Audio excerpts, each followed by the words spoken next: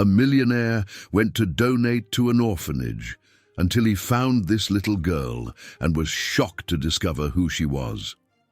Comment what you think will happen. Your opinion is very important, and subscribe to my channel to support my work. Your help is very important. The afternoon sun beat down on the asphalt in Willow Creek when Ted Morrison parked his pickup truck in front of the Guiding Star Orphanage. His fingers drummed nervously on the steering wheel as he observed the simple two-story building, its walls weathered by time. The 42-year-old businessman adjusted his expensive tie and took a deep breath, trying to calm down. It was just another routine visit, another attempt to clean up his image after the scandal that nearly destroyed his construction company 6 months ago. The director, Mrs. Eleanor Baker, was already waiting for him at the entrance with her characteristic gray bun and a gentle smile that didn't quite reach her tired eyes. At 58, she had dedicated 3 decades of her life to this place, and she knew the type of businessman who showed up looking for public redemption. "Mr. Morrison, it's a pleasure to have you back," she greeted him, extending her wrinkled hand. "The children are eager to meet the man who promised to renovate our library." Ted forced a smile as he followed Eleanor through the hallways. The smell of food wafted from the kitchen, mixing with the distant sound of children's laughter. Under other circumstances, he would have dispatched his assistant to handle the situation. But since the report on the irregularities in his construction projects had plastered all the newspapers in South Dakota, he needed to show his more human side. It was when they reached the backyard that everything changed. Among the children playing, a solitary girl caught his attention. She was sitting on a concrete bench, engrossed in a small storybook. Her brown hair fell in waves over her face, and when she looked up to turn the page, Ted felt as if he had been punched in the gut. "That girl," he murmured, his voice faltering. "What's her name?" "Oh, that's Lily," replied Eleanor, not noticing the paleness that was spreading across the businessman's face. "She's been with us for 3 years. She was found by a couple of fishermen near the Missouri River, completely alone and with no memory of what had happened to her." Ted barely heard the director's words. His eyes were fixed on the 6-year-old girl, who was now absent-mindedly playing with the long sleeve of her shirt. He knew that gesture. His sister Claire did exactly the same thing when she was nervous, always trying to hide the small, crescent-shaped birthmark she had on her right wrist. The same mark that every Morrison family member had. Can I approach her?" he asked, trying to keep his voice steady. "Of course," agreed Eleanor, although her tone indicated some hesitation. "But I must warn you that Lily is a very reserved child. She often has difficulty approaching strangers." Ted walked slowly to the bench, feeling his heart pounding against his chest. 3 years. That was exactly the amount of time that had passed since the accident on the river, when the boat where his sister Claire, her husband Owen, and her daughter had capsized during a storm. No bodies were found, only wreckage. "Hi, Lily," he said, softly, sitting down on the other end of the bench. "What book are you reading?" The girl looked up from the book, and Ted had to catch his breath. It was like looking at an old photo of Claire. The same hazel eyes, the same delicate shape of the face, even the small mark near the chin was there. "It's about a girl who gets lost in the forest," Lily replied, her voice almost a whisper. "But she finds friends who help her get home." "Do you like stories about people who find their way back?" Ted asked, watching carefully as she adjusted her sleeve again. "Yes," she replied, and for a moment her eyes seemed distant. "Sometimes I dream that I'm lost too. There's water, lots of water, and someone shouting my name, but when I wake up I can't remember who it was." Ted felt a lump form in his throat. He wanted to hug her, to say that everything was okay now, that he had found her. But he knew he couldn't, not yet. He needed to be absolutely sure, and more importantly, he needed to understand how his niece had survived and why no one had recognized her after so long. "You know, Lily," he said, controlling the emotion in his voice, "I think I'll start visiting the orphanage more often. There are many interesting books that I could bring to the library. Would you like that?" The small smile that appeared on her face was like a ray of sunshine after the storm. Ted had to use all his willpower to say goodbye and follow Eleanor to her office to discuss the details of the renovation. His mind was already plotting the next steps. He needed to be discreet, cautious. One wrong move could cause more pain than healing. As he drove back home that night, Ted made a call. "Deborah, this is Ted Morrison. I need your services as a private investigator.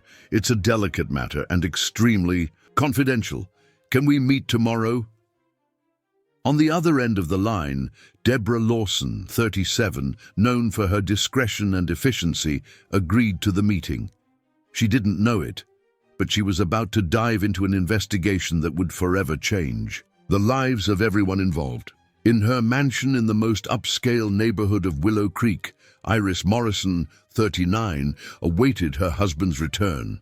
Seated at the piano that she hadn't played in months, she watched the rain that was beginning to fall, without imagining that that night would mark the beginning of a journey that would test the limits of love, truth, and forgiveness. The rain continued to fall when Ted arrived home.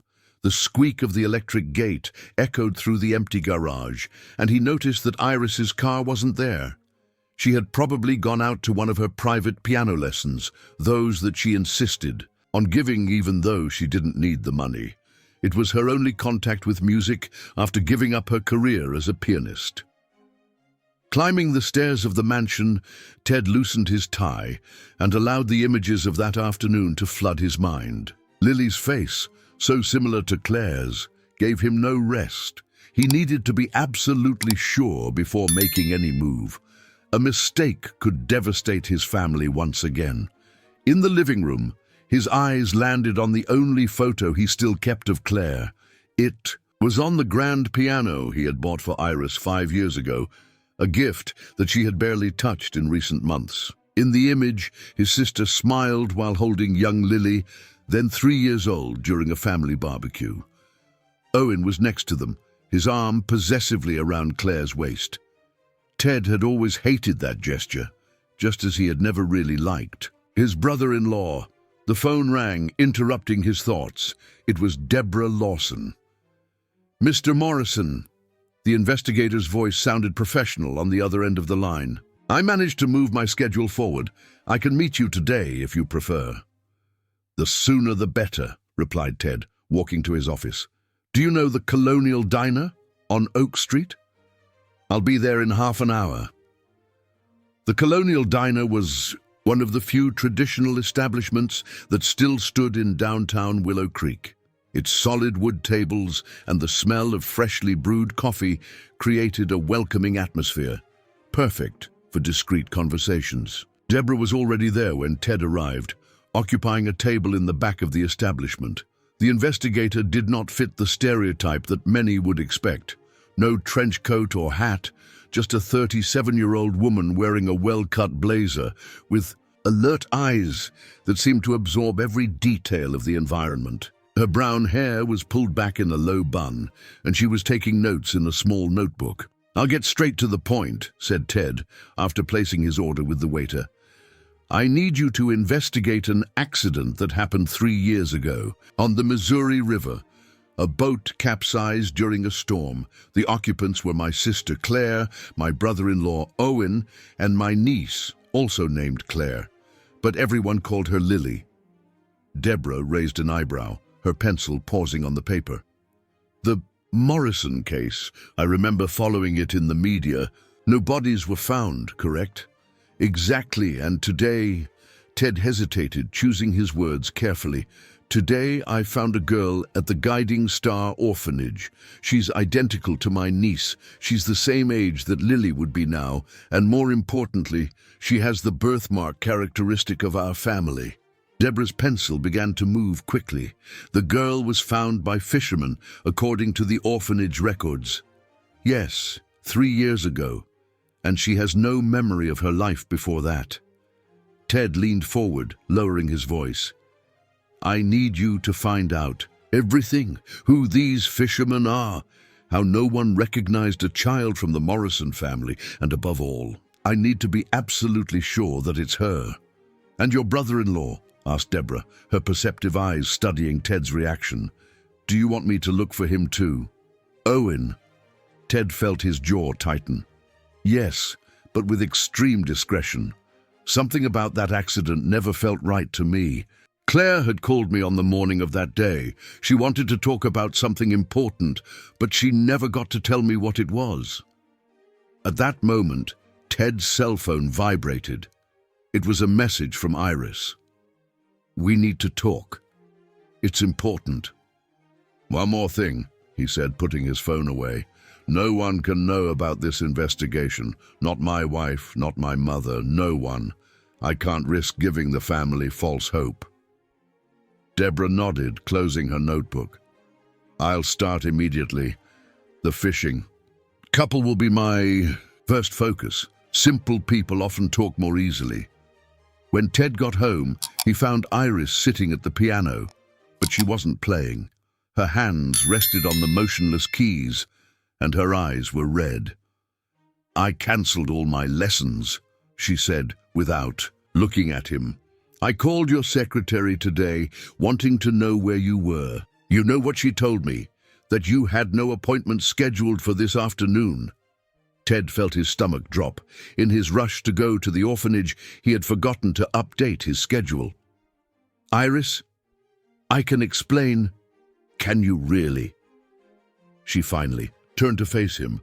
Because in recent months you have been increasingly distant. First it was the construction scandal, then your mysterious outings. We barely talk anymore. Things have been difficult at the company, you know that. He tried to approach her. But Iris stood up abruptly. No, I don't know anything anymore. Her voice trembled. Because you don't tell me anything anymore. Remember when we met? You came to all my recitals. You sat in the first row. Now you barely notice that the piano is dusty. The silence that followed was heavy, loaded with unspoken words and forgotten promises. Outside, the rain continued to fall, creating a curtain of water that isolated the mansion from the rest of the world. Tomorrow, I have a performance, said Iris, walking towards the stairs. The first in months. I know you have your commitments, but it would be important to me if you were there. Ted opened his mouth to respond, but she had already gone up. Alone in the room, he looked again at the photo on the piano. Claire's smile seemed different now, as if she were holding a secret that he was about to discover. His phone vibrated again. It was a message from Deborah. I found the fishing couple. Ron and Donna Miller. They have an interesting story to tell. At the Guiding Star Orphanage, Lily prepared to sleep.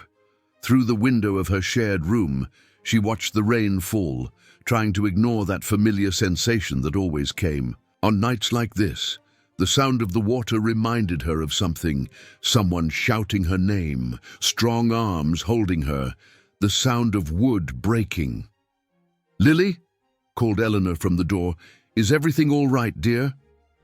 The girl quickly pretended to be asleep, but her hands gripped the blanket tightly. On her right wrist, under the long sleeve of her pajamas, the small crescent-shaped mark seemed to burn, as if trying to tell a story that her mind refused to remember. The next morning, Ted woke up early. Iris had already left to rehearse her performance, leaving only a note on the fridge with the time and location of the recital. He had exactly 6 hours to meet with Deborah, hear what the fisherman had to say, and still arrive in time to see his wife play. What he didn't know was that at that very moment, in a small motel on the outskirts of Willow Creek, a man was watching the local news that showed footage of him visiting the orphanage. The man clenched his fists as he recognized Ted's face, and his gaze alternated between the television and a crumpled old photo that he carried in his wallet, a photo of a smiling girl with a crescent-shaped birthmark on her right wrist. The sun had barely risen when Deborah parked her car in front of the miller's small house on the outskirts of Willow Creek. The place was simple but well kept, with a small garden where Donna, a 63-year-old woman, was already watering her plants. Seeing the investigator, the elderly woman adjusted her floral apron and smiled warmly. "You must be the social worker who called yesterday," said Donna, gesturing for Deborah to come in. "Ron is still having coffee. Come on in. I just made homemade bread." Deborah followed the woman to the modest kitchen where Ron Miller, 65, a man, with skin tanned by the sun and calloused hands, was finishing his coffee. The smell of fresh coffee and freshly baked bread filled the room, creating a welcoming atmosphere that contrasted with the gravity of the matter that was about to be discussed. "So," began Ron after the initial greetings, "you want to know about the girl we found in the river?" "Yes," replied Deborah, discreetly turning on the recorder on her cell phone. "Can you tell me exactly how it happened?" The couple exchanged glances, as if deciding where to start. It was Donna who spoke first, her hands clasped on the formica table. It was a morning like any other. Ron had gone out to fish before sunrise, as he always does. I was preparing lunch when he came back, earlier than usual, carrying a soaked little girl in his arms. "I found her clinging to a piece of wood," continued Ron, his hoarse voice betraying the emotion of the memory. "At first I thought it was a doll. She was so still. But when I got closer, my God, I'll never forget those frightened eyes." "Did she say anything?" Deborah asked, taking notes. "Not at first," replied Donna. "She went 2 days without saying a word. We gave her a bath, clean clothes, food. Only then did we discover that she didn't remember anything. Not her name, not where she had come from." "And how did you come up with the name Lily?" The couple exchanged another look, this time more drawn out. It was Ron who answered. "She started to react when a TV show with a character named Lily came on. It was the only name that seemed to spark something in her." Meanwhile, in the city center, Ted was trying to concentrate on an important meeting with investors, but his mind kept returning to the orphanage. His cell phone vibrated with a message from Deborah. "We need to talk urgently. The Millers have something you need to see." Across town, at the Willow Creek Municipal Conservatory of Music, Iris was preparing for her rehearsal. Her fingers glided across the piano keys, perfectly executing the sonata she would present that night. But her heart wasn't in the music. It was in her husband's lies, his unexplained absences, the growing distance between them. "Mrs. Morrison?" A voice interrupted her. It was Clara, her most dedicated student, a 15-year-old teenager. "Are you okay? This part has always been your favorite, but today it seems different." Iris forced a smile, but before she could respond, she noticed a strange movement through the conservatory window. A man was standing across the street, observing the building. There was something familiar about him, something that made her stomach churn. At the orphanage, Lily was playing in the yard with other children when a severe headache hit her. The Yatuo images came like flashes, murky water, muffled screams, a necklace with a musical note pendant. She staggered, and Eleanor rushed to support her. "It's happening again, isn't it?" asked the director, concerned. "The memories." Lily nodded, silent tears running down her face. "Someone was calling my name," she whispered. "But it wasn't Lily. It was another name." Eleanor hugged the girl, her heart aching. In the 3 years that Lily had been there, these episodes had become more frequent, especially since Ted Morrison's first visit.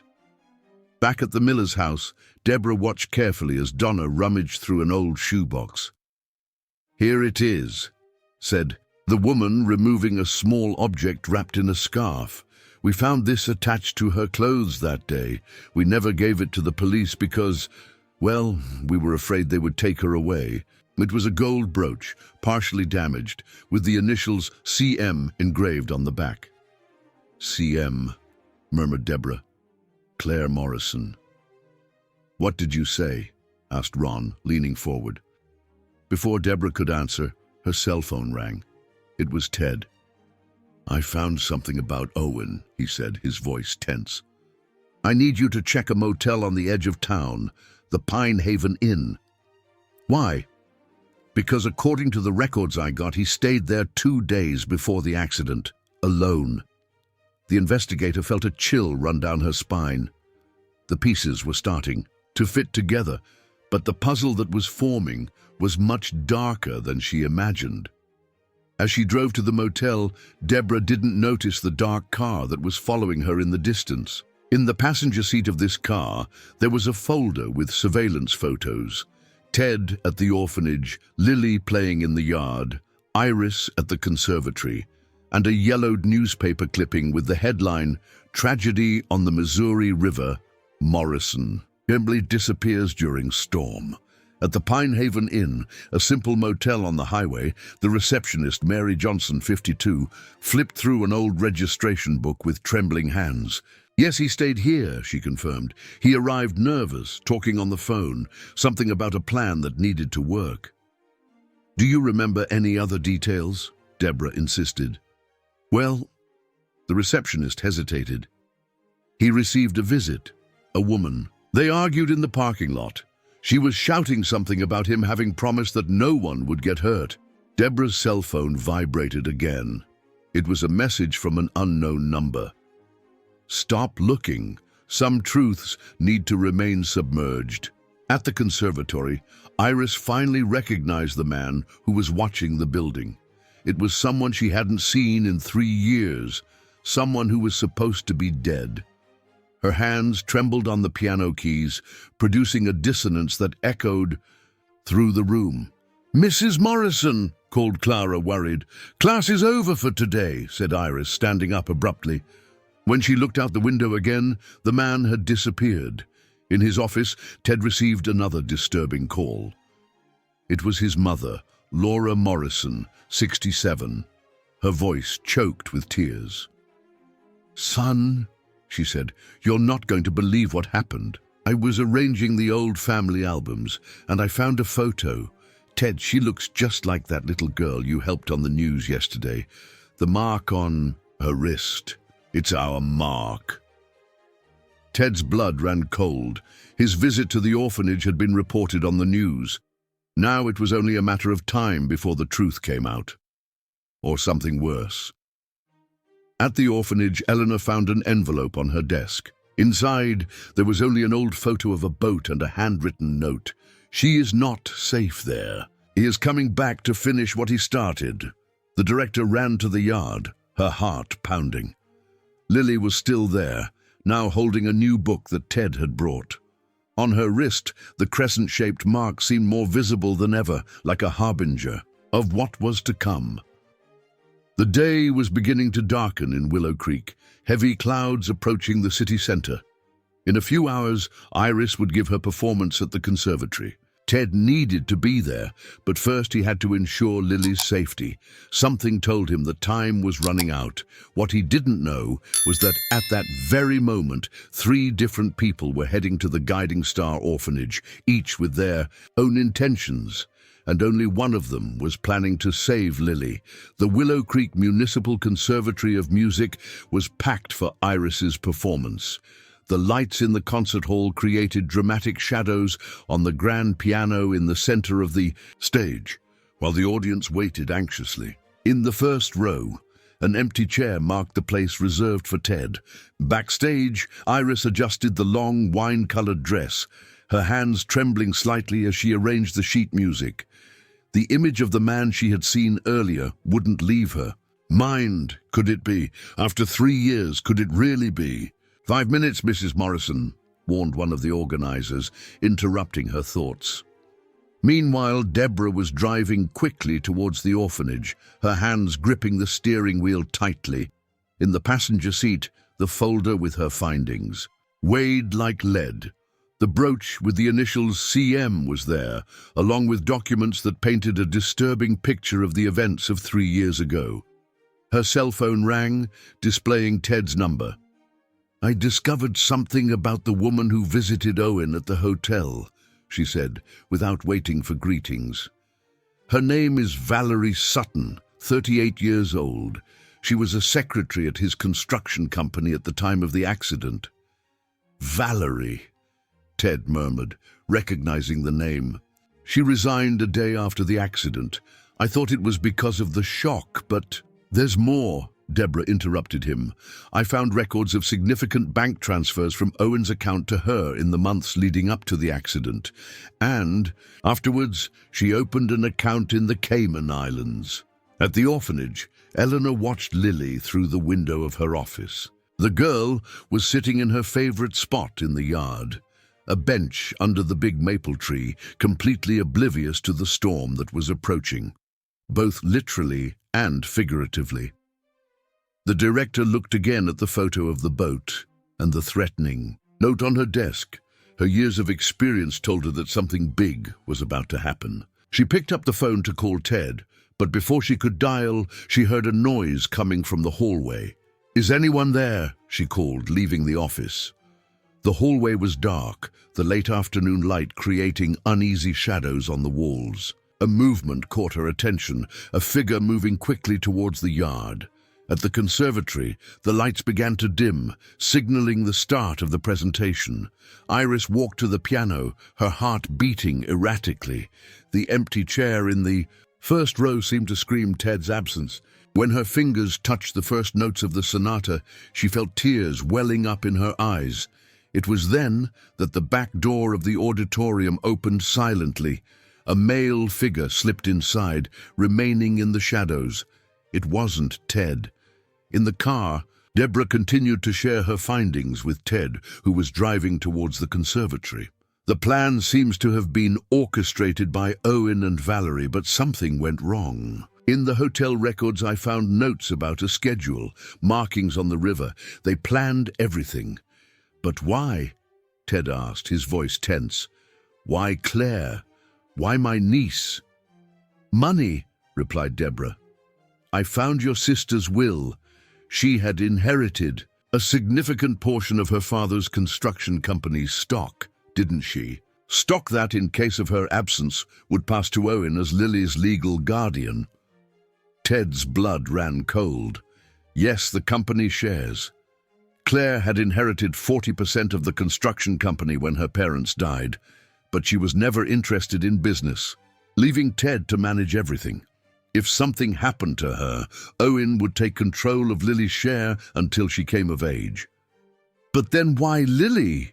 Ted began, but his voice faltered when the realization hit him. "She wasn't supposed to be on the boat that day." "Exactly," confirmed Deborah. "According to employees at the yacht club, Lily was a last-minute addition to the trip. Claire brought her after a heated argument with Owen at the marina." At the orphanage, Lily felt a growing unease. The sky was darkening rapidly, and the wind began to stir the leaves of the maple tree. That weather, that feeling, it was too familiar. In her mind, flashes began to appear. Dark water, screams, a necklace being torn from her neck. "Lily!" Eleanor's voice brought her back to reality. The director was running towards her, her face pale. "Come with me, dear. We need to go inside now." But before they could reach the door, a deep voice froze them both in place. "Don't move." At the conservatory, Iris was reaching the most intense movement of the sonata when her eyes caught a movement in the shadows. Her heart skipped a beat as she recognized the face she had seen earlier. Her hands trembled on the keys, producing a dissonant note that made the audience stir. The figure in the shadows took a step forward, the light revealing a face marked by time and regret. "Owen." Ted braked sharply upon receiving a message from Eleanor. "Help, he's here." "Oh, Deborah, change direction," he ordered, making a sharp turn. "We're going to the orphanage now." But while they raced against time, a third person was already at the orphanage, observing the scene unfolding in the yard.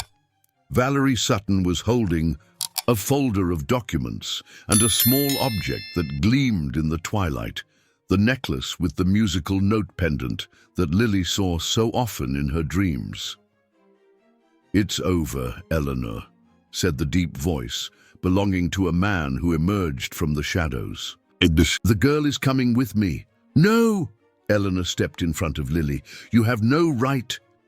"I have every right," the man interrupted, taking another step forward. "After all, she is my daughter." Lily felt her legs weaken. That voice. She knew that voice. It was the same one that shouted her name in her nightmares, but it wasn't a nightmare now. It was real as the fear that ran down her spine. At the conservatory, Iris kept her eyes fixed on Owen as her hands continued to move over the piano keys, now playing mechanically, her body on autopilot, while her mind screamed. He was different, thinner, with grey hair and deep wrinkles around his eyes, but it was undeniably him, the man who was supposed to be dead for 3 years. The storm finally hit Willow Creek, thick drops of rain beginning to fall. At the orphanage, 3 cars were approaching from different directions. Ted and Deborah on one side, the police, called by an employee who witnessed the invasion, on the other, and a third vehicle, more discreet, bringing someone that no one expected. Lily's fate, Owen's secret, the truth about the accident. Everything was about to converge on a night that would forever change the lives of everyone involved. And as the thunder reverberated through the sky of Willow Creek, no one could predict who would survive the storm that was just beginning. The orphanage yard had turned into a silent battlefield. The rain was falling hard now, forming curtains of water that distorted the silhouettes of those present. Eleanor stood firm before Lily, her thin body serving as an improvised shield, while facing the man who claimed to be the girl's father. "You are not welcome here, Vincent," said Eleanor, surprising everyone with the name. "Or should I call you Owen Morrison?" The man gave a bitter smile, running his hand through his soaked grey hair. "So you always knew who I was?" "From the first day," replied Eleanor, her voice trembling slightly. "When the Millers brought Lily, I recognized the birthmark. I worked as a nurse at the hospital where Claire gave birth. But after the accident, when I saw in the newspapers what happened, I decided to protect the girl." Lily, clinging to Eleanor's legs, felt her heart beating so hard that it seemed to want to escape from her chest. Flashes of memory bombarded her mind. A boat rocking violently, screams muffled by the storm, a necklace being torn from her neck. "The necklace," murmured the girl, her voice almost inaudible under the rain. At the same moment, Valerie emerged. From the shadows, the necklace with the musical note pendant swinging in her hand. "Looking for this, sweetie?" Ted and Deborah arrived at the orphanage gate at that moment, braking sharply. Through the foggy car window, the scene seemed surreal. Eleanor protecting Lily, Owen a few feet away, and Valerie emerging like a shadow from the past. "My God," whispered Deborah, recognizing Valerie from the photos in her investigation. "The secretary—" "No!" Ted cut her off, his eyes fixed on the woman. "She wasn't just the secretary. Valerie was Owen's lover for years. Claire found out shortly. Before the accident, at the conservatory, Iris continued to play mechanically, her fingers gliding over the keys while her eyes remained fixed on Owen, who was now moving slowly towards the back exit. The audience, oblivious to the drama unfolding, simply appreciated the music, which was taking on increasingly dramatic tones. Clara, Iris's young student, watched. Her teacher from the wings, noticing the change in her expression. Something was wrong, very wrong.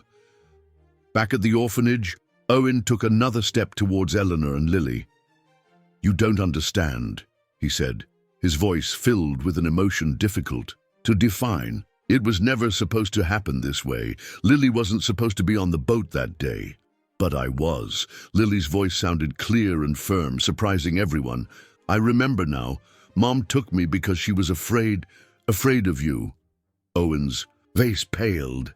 Valerie let the necklace slip through her fingers, falling into the puddle of water at her feet. The musical note pendant tinkled as it hit the ground. It was you, continued Lily, her memories returning like an avalanche. You tampered with the boat. I saw when you messed with it in the morning before Mom arrived. Ted was advancing across the yard now, the rain soaking his expensive suit.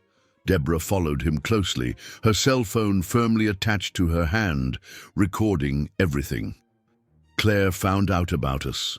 Valerie spoke suddenly, her voice trembling. She threatened to expose everything, take her share of the company, leave Owen with nothing. The plan was just to scare her, make the boat drift for a few hours until rescue arrived.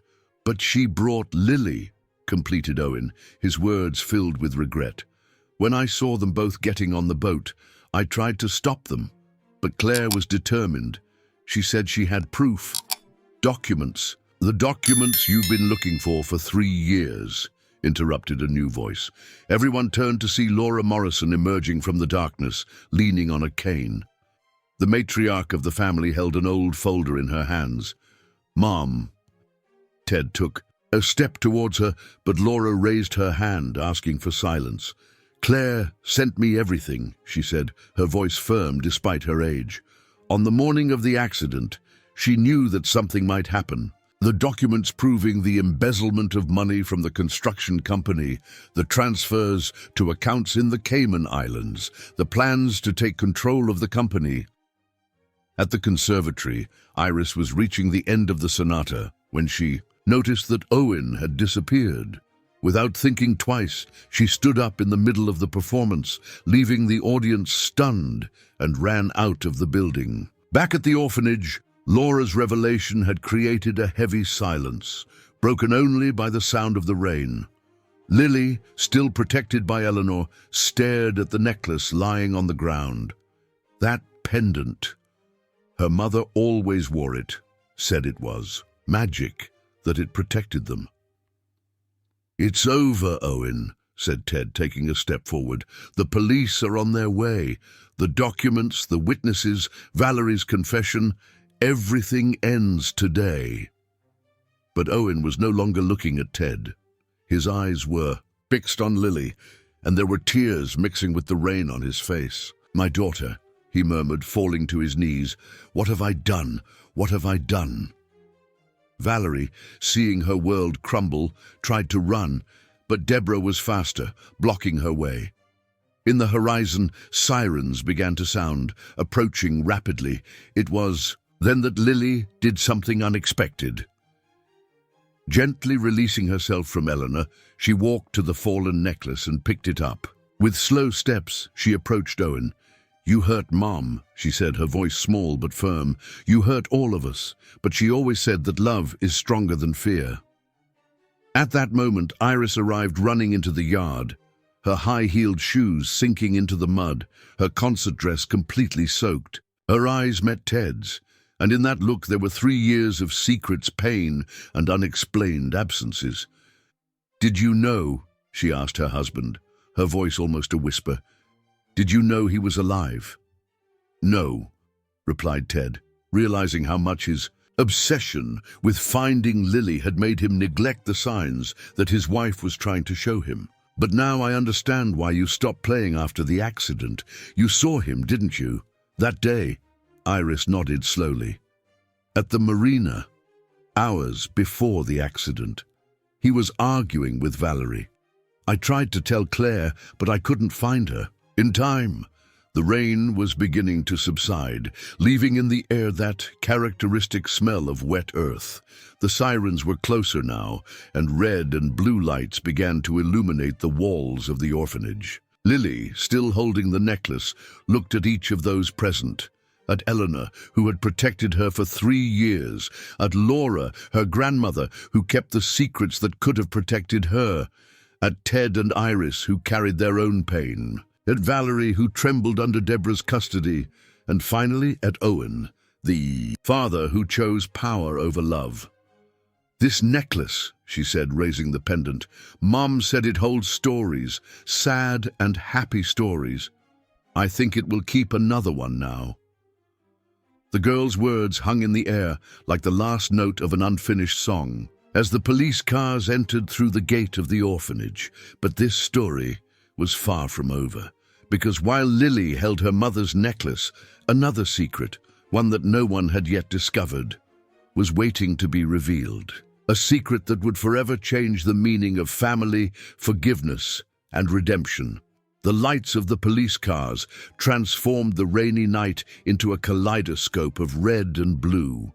Inside Eleanor's office, now crowded, Detective Rick Edwards, 54, a veteran of the Willow Creek police force, tried to organize the testimonies that overlapped like disordered pieces of a complex puzzle. "So you always knew the girl's identity?" he asked Eleanor, who remained protectively beside Lily.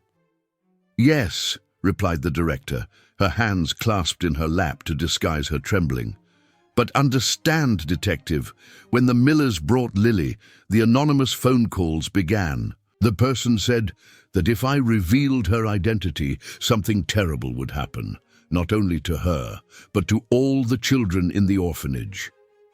In the corner of the room, Valerie kept her eyes fixed on the floor, her handcuffed hands resting on her lap.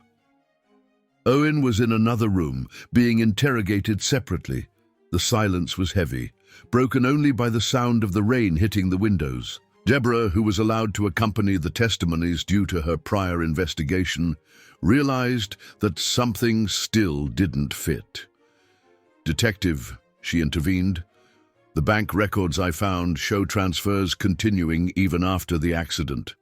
Someone kept the scheme running. Because the plan was never just about the accident," a firm voice sounded from the door. It was Laura Morrison, who entered leaning on her cane, carrying an old folder. It was about the company. It always was. The matriarch of the Morrisons walked to the detective's desk and opened the folder, revealing dozens of documents. Claire discovered that Owen wasn't acting alone. There was a bigger scheme involving over-invoiced contracts, fraudulent bids. She had been gathering evidence for months. "But why didn't she report everything?" questioned Ted, leafing through the papers with trembling hands.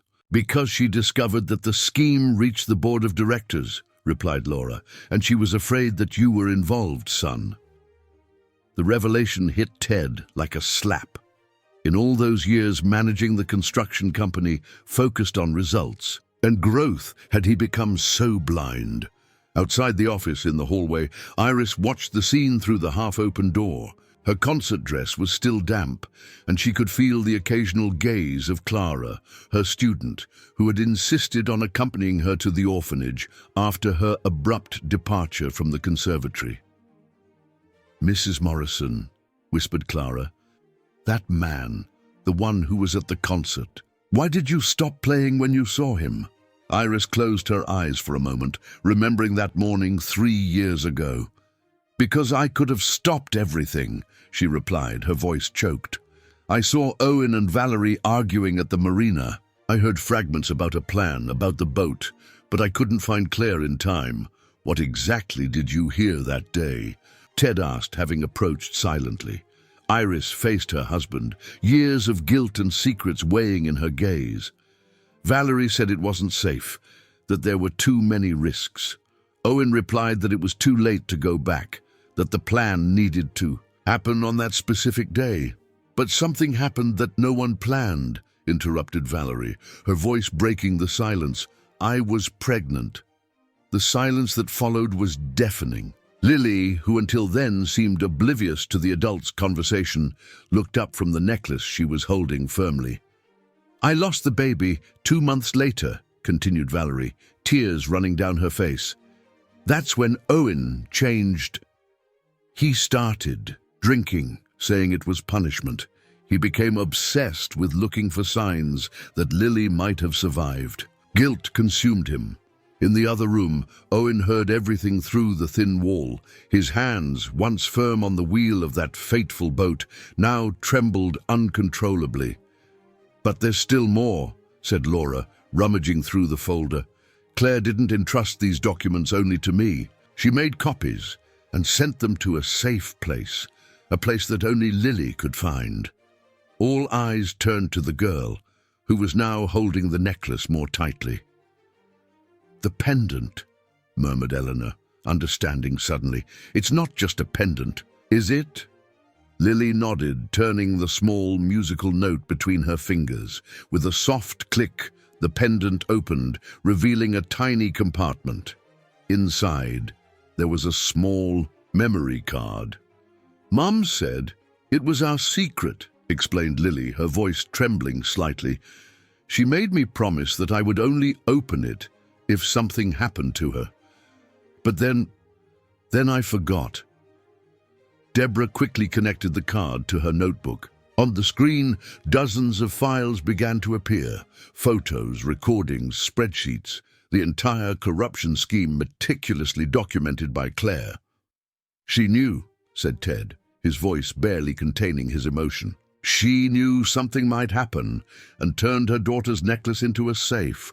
And there's more," announced Deborah, opening an audio file. Claire's voice, recorded 3 years ago, filled the room. "If anyone is hearing this, something has happened to me. The most important thing is that Lily is safe. Owen isn't the only one involved. There are people on the company's board, powerful people, and there is something about that night that nobody knows yet." The recording was interrupted by a loud noise coming from the hallway. Everyone turned to see Owen, who had escaped from the interrogation room and was now standing at the door, his eyes fixed on the notebook. "Don't finish that recording," he pleaded, his voice hoarse. "Please, there are things that need to remain buried." "Like the fact that you weren't alone that day?" asked Laura, her voice as sharp as steel. "Like the fact that there was someone else on the boat besides the three of you?" completed Valerie, surprising everyone. "Enough!" shouted Owen, advancing into the room. But before he could reach the notebook, Ron Miller, the fisherman who had found Lily, appeared in the doorway. His face was pale, as if he had seen a ghost. "I need to tell the truth," he said, his voice trembling, "about what I really saw that night. It wasn't just one boat that was there. There was another one, following closely, and I recognized who was on it." The silence that followed was absolute. Lily pressed the necklace against her chest, while long-suppressed memories began to emerge in her mind. The sound of 2 engines, not just one. Voices arguing in the darkness, a familiar face on the other boat, someone she knew well. "Who?" asked Detective Edwards, leaning forward. Ron looked directly at Ted before answering. "It was someone on the company's board, someone who had as much to lose as Owen if the truth came out." At that moment, Deborah's cell phone rang. It was a message with a video attached, showing security footage from the marina on that fateful night. Images that had been hidden for 3 years and that now threatened to expose a secret even greater than the corruption scheme. Ted's face paled as he recognized the figure on the second boat. It was someone he knew very well. Someone who, until that moment, everyone believed to be completely innocent in all this story. The rain-blurred marina video showed 2 figures arguing on the deck, Owen and Valerie. It was the morning of the accident, hours before everything happened. The audio was poor, impaired by the approaching storm, but some words were clear enough. "I can't do this," said Valerie, her hands protectively over her still flat stomach. "She has a daughter, Owen. It's too late to turn back." His voice sounded different, almost unrecognizable. "If Claire reveals the documents she found, we'll lose everything. I'll lose everything." In Eleanor's office, everyone watched the recording in silence. Lily had shrunk into the director's lap, her mother's necklace clutched between her small fingers. Ted felt the weight of Iris's hand on his shoulder, a silent gesture of support that meant much more than words could express. "I had never seen this recording," said Deborah, pausing the video. The marina cameras were checked at the time, but this specific file had disappeared. Because someone hid it, replied Laura, her voice tired. Someone who knew exactly what to look for and how to make it disappear. Detective Edwards approached the notebook, analyzing the frozen image. Mrs. Morrison, you mentioned documents that Claire found. What documents were those? Laura took a deep breath, her eyes meeting Ted's before continuing.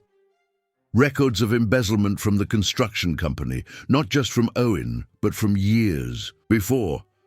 Your father, he started to discover some irregularities shortly before he had the heart attack.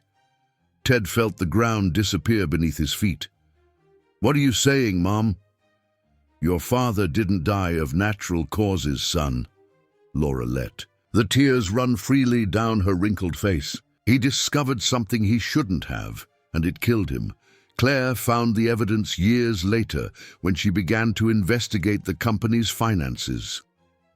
In the hallway, Owen had slid down the wall until he was sitting on the floor, his face buried in his hands.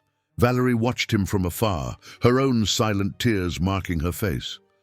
I didn't know, murmured Owen. About his father, about any of this. I just wanted my share in the company. Claire was threatening to expose the irregularities, said she was going to hand everything over to Ted. And then you decided to sabotage her, completed Ron Miller, his voice filled with disgust. But you didn't count on her bringing the girl. No. Owen raised his face, his eyes red. When I saw Lily on the boat, I tried to stop everything. I tried to warn Claire, but she didn't believe me. She thought it was another manipulation. Lily stirred in Eleanor's lap, her eyes fixed on her father. I remember, she said softly. You were shouting, Mum was crying, and then the storm came. The silence that followed her words was broken only by the sound of the rain hitting the windows of the orphanage. Iris approached the old piano in the corner of the room, her fingers lightly touching the yellowed keys. That morning, she began, I was teaching class when I saw Valerie running down the street, crying. I wanted to go after her, ask what had happened, but I had students waiting. If I had followed my instinct, don't blame yourself, Ted held her hand. We all carry regrets from that day. Deborah continued to explore the files on the memory card when something caught her attention. It was a folder marked only with the date of the accident, containing dozens of photos. These are records from the company's internal investigation, she explained, opening the images. Claire was documenting everything. Wait, there's something strange here. On the notebook screen, a series of photos showed meetings of the board of directors. In each of them, folders and documents were passed from hand to hand, numbers were noted, decisions were made, and in all of them, Owen appeared in the background, watching, always close to someone specific. Albert Sutton. Ted recognized the man immediately, the company's chief accountant at the time. Valerie's father, completed Laura, the man who introduced Owen to her. Valerie raised her eyes, surprised. How did you... Your father worked with my husband for years, replied Laura. He knew everything, didn't he? He was the one who orchestrated the embezzlement from the beginning. Dad was sick, Valerie whispered, her voice broken. Terminal cancer. He wanted to secure my future before he left. He used his knowledge of the company to create a scheme, and Owen was perfect to take the blame if something went wrong. And then he introduced you to Owen, concluded Ted, to make sure the plan would work. At first, it was just a role to be played, Valerie admitted, tears running down her face. But then I really fell in love, and when I found out I was pregnant, the baby, Lily interrupted softly. What happened to him? Valerie's face contorted in pain. I lost him 2 months after the accident. The doctor said it was the stress, the guilt. It was a boy. Owen let out an audible sob in the hallway. Eleanor, still holding Lily, felt the girl tremble in her arms. After that, continued Valerie, Owen changed. He started drinking, having nightmares. He spent hours looking at old photos of Lily, swearing that he saw her in every child he passed on the street. Guilt destroyed him from the inside. "And you?" asked Ted. "Why did you stay with him?" "Because I was also destroyed," she replied simply. "We were two castaways clinging to each other to avoid sinking." Lily gently disentangled herself from Eleanor's arms and walked to where Owen was sitting. Her small steps echoed in the silent hallway. "The necklace," she said, extending the musical note pendant. "Mom said it holds memories. Happy and sad. Memories. Maybe we can create new memories now." Owen raised his tearful eyes to his daughter, seeing in her not only the memory of Claire, but also the possibility of redemption that he never thought he deserved. At the piano, Iris began to play softly a melody that Ted recognized immediately. It was the song she played on the day they met, Claire and Owen, at a charity recital so many years ago. "Some wounds," said Laura, observing the scene, "never heal completely, but maybe, just maybe, we can learn to live with the scars." Detective Edwards closed his notepad, understanding that this story was bigger than any police investigation. It was a story about family, forgiveness, and the possibility of a new beginning, even when everything seems lost. Deborah put away the notebook, but something still bothered her. There were more files on the memory card, more secrets to be revealed.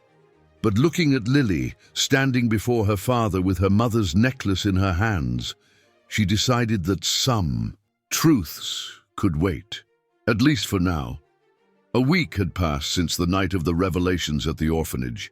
The intense heat of Willow Creek made the air shimmer above the asphalt, while, in the garden of the miller's house, Lily played with the flowers that Donna cultivated with such care.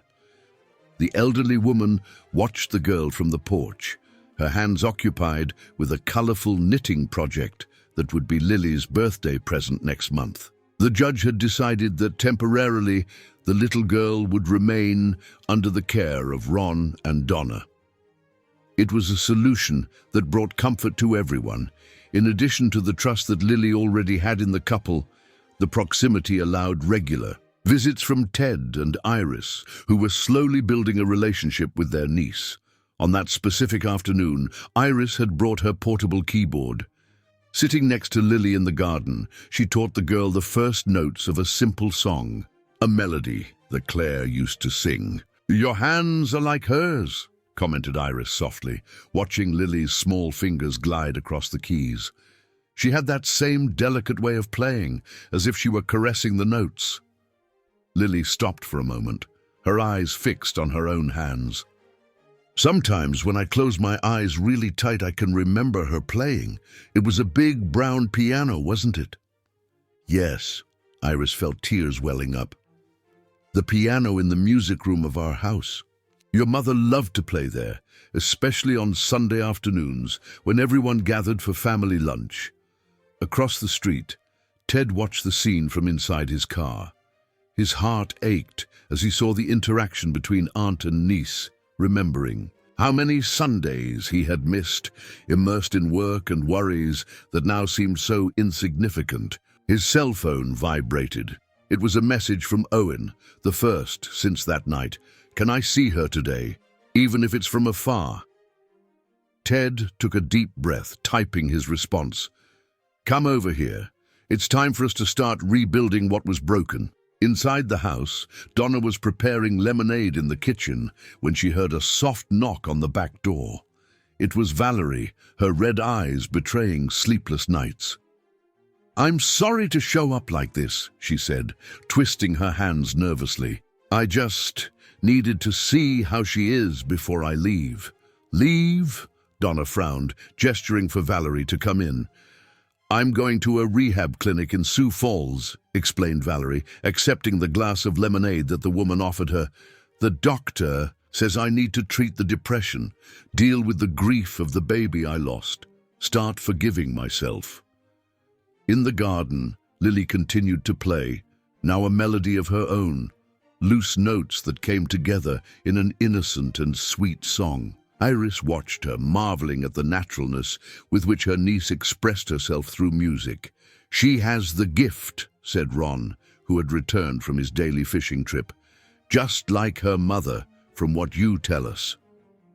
The sound of a car parking made everyone look at the street. Owen got out of a taxi, his face marked by deep circles and a stubble. He was thinner, and his hands trembled slightly as he held a small package. Lily stopped playing, her eyes fixed on her father. For a long moment, no one moved, the air charged with the weight of 3 years of absence and pain. It was Lily who broke the silence. Rising from the keyboard bench, she walked to the gate, her small hand extended through the bars. "Did you bring stories?" she asked simply. Owen swallowed hard, tears running down his face without him trying to contain them. "I did," he replied, his voice hoarse, "and I also brought this." He opened the package, revealing an old photo album. "These are all the photos I have of your mother. I thought you'd like to see what she was like when she was your age." Lily looked at Donna, silently asking for permission. The woman nodded, opening the gate. "You can use the porch," she said. "I'll bring lemonade and those sugar cookies you like, sweetie." Valerie watched from the kitchen window, her heart torn between the desire to approach and the awareness that she didn't have that right. Donna, noticing her conflict, gently touched her arm. "Sometimes," said the woman, "forgiveness begins with small steps, like making lemonade for those who have hurt us." On the porch, Lily and Owen leafed through the album together. Each photo was a window to a happier past. Claire as a child, with the same smile as Lily. Claire as a teenager at the piano. Claire on her wedding day with Owen, radiant in her white dress. "She had the same mark as me," observed Lily, pointing to a photo where Claire's wrist was visible, showing the small crescent-shaped mark. "Yes," replied Owen, "it's a family mark. Your Uncle Ted has it too, and your grandmother Laura. It's like a special signature that connects all of you." Ted, who had approached silently, sat down on the other side of Lily. "Dad used to say it was our guiding star," he commented. "Something to remind us that no matter how lost we get, we can always find our way back home." Iris returned to the keyboard, beginning to play softly a song that Claire had composed. The notes floated through the garden like butterflies, carrying memories and emotions. "That song," said Lily, closing her eyes. "She played it when I was sad. She said that each person has their own song, and that we need to learn to listen not only with our ears, but with our hearts." Valerie, still in the kitchen, felt each note like a needle in her chest. Donna noticed when she began to cry silently. "You know," said the woman, pouring more lemonade, "there's an old saying that the greatest wounds are healed with time and with love, but we forget that love isn't just about receiving, it's also about knowing when we need to step away to heal our own wounds." In the garden, Iris's music ended in soft notes, like a whisper. Lily looked at the necklace on her neck, the musical note pendant shining in the afternoon sun. "Can I play something for you?" she asked, surprising everyone. "A song I heard in a dream." When her fingers touched the keys, the melody that emerged was simple but deeply emotional. It was as if Claire were there, playing through her daughter's hands. Owen couldn't contain his sobs. Ted placed a hand on his shoulder, a gesture of comfort that would have been unthinkable a week ago. "She deserved better," murmured Owen. "She deserved a father who wouldn't destroy everything for greed." "Then be that father now," replied Ted. "We can't change the past, but the future is still in our hands." Lily finished playing and turned to the adults. Her eyes, so similar to Claire's, were filled with a wisdom that seemed to come from another place, from other lives. "Aunt Iris," she called, "can we play that song that Mom liked? The one about the birds?" Iris sat down next, to her on the bench, and together they began to play a simple duet. The music filled the garden, reaching Valerie in the kitchen, making Ron pause his work with the fishing nets, bringing tears to Donna's eyes. It was a song of healing, of forgiveness, of a new beginning. A song that spoke of pain, but also of hope, of endings, but also of new beginnings. And as the notes danced in the afternoon air, each person present felt that something was changing, as if the wounds, however deep, were finally beginning to heal. The Sunday morning dawned with a gentle breeze in Willow Creek, carrying the scent of the flowers in the miller's garden. It was Lily's birthday, 7 years old.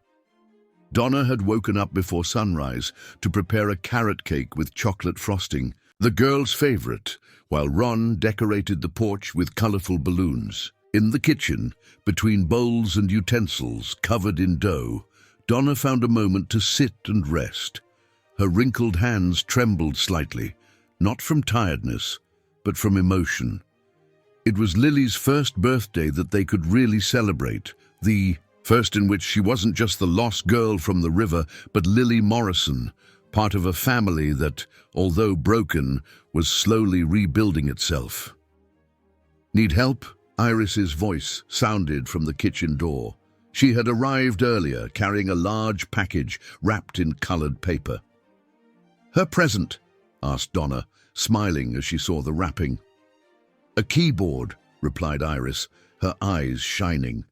"Small, but professional. She has so much talent. Claire would be proud." Claire's name was no longer a taboo, an open wound that everyone avoided touching.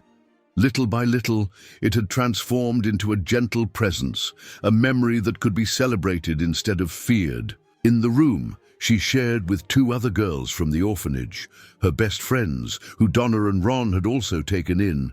Lily slept peacefully. The necklace with the musical note pendant rested on her nightstand, along with the photo album that Owen had brought. Ted parked his car in front of the house at 9 in the morning. In the passenger seat, Laura nervously adjusted the present she had brought, an old music box that had belonged to the family for generations. "She's going to love it, Mom," Ted assured, noticing the matriarch's anxiety. "It's strange, you know," Laura said softly. "For 3 years, I lit a candle every day for Claire and Lily. I prayed that wherever they were, they would find peace. And now Lily is here, so alive, so much like her." A few blocks away in his small apartment, Owen stared at his reflection in the bathroom mirror. He had been sober for a week, since the day in the garden. His hands still trembled occasionally, but his eyes were clearer, more present. On the sink, a small package wrapped in blue paper contained his gift for Lily, a leather-bound diary just like the one Claire used to write her songs. At the rehab clinic in Sioux Falls, Valerie looked out the window of her room, holding a letter she had written to Lily. It wasn't a request for forgiveness. She knew that some things needed more than words to be forgiven. It was a promise to seek help, to try to be better, to one day perhaps deserve a place in the life of the girl she had unintentionally helped to hurt. Back at the miller's house, Lily finally woke up to the smell of freshly baked cake. Her roommates, Mary and Anna, were already jumping excitedly, holding small gifts made by themselves, colorful drawings and a beaded bracelet. "Happy birthday!" they shouted in unison, jumping on Lily's bed. The birthday girl laughed, hugging her friends. It was different from the other birthdays at the orphanage. Now she knew who she was, where she came from. The emptiness she had always felt on special days like this was being filled, not only with recovered memories, but with new memories being created. When Lily came downstairs, she was greeted by an explosion of colors and smiles. The porch had been transformed into a small paradise of balloons and ribbons. Donna, Ron, Ted, Iris, and Laura were waiting for her, along with other children from the orphanage who had been invited. "Grandma!" Lily ran to hug Laura, who could barely contain her tears at hearing herself called that for the first time. "My love." Laura hugged her tightly, feeling the small crescent-shaped mark on Lily's wrist press against her back. "Happy birthday!" The morning passed like a colourful dream.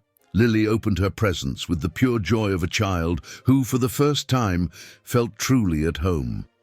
The keyboard from Iris drew shouts of joy. The music box from Laura brought tears of emotion. The drawings from her friends were immediately hung on the wall of her room. When the doorbell rang announcing Owen's arrival, an expectant silence fell over the room. Lily, however, did not hesitate.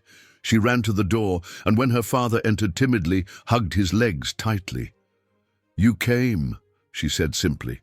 "I promised." "Didn't I?" he replied, his voice choked. The diary was received with a smile of recognition. "It's like Mom's," Lily whispered, running her fingers over the leather cover. "To write your own songs," explained Owen, "like she did." During lunch, served on the large table on the porch, stories about Claire flowed naturally among those present. Laura told about how her daughter, still small, insisted on playing the piano even when she could barely reach the keys. Iris recalled the duets they did at the conservatory. Owen, finding courage in the silent acceptance of the others, spoke about the day Claire composed her first song, a simple melody about birds after the rain. "I remember that song," exclaimed Lily suddenly. "She played it for me to sleep." The moment was interrupted by the arrival of the mailman, bringing a letter addressed to Lily. It was from Valerie. Donna kept it carefully, deciding that this wasn't the right time. Some conversations needed to wait for the right moment. After lunch, when the other children were playing in the garden, Lily sat down at her new keyboard. Her small fingers found the notes naturally, and soon the melody that Claire had composed about birds filled the air.